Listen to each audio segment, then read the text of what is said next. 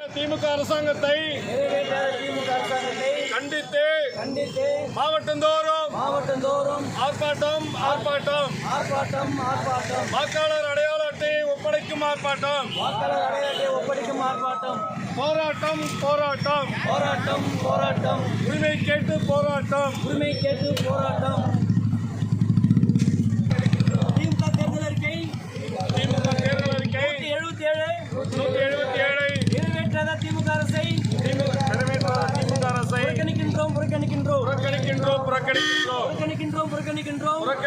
புறக்கணிக்கின்றோம். நாடாளுமன்ற தேர்தலை புறக்கணிக்கின்றோம்.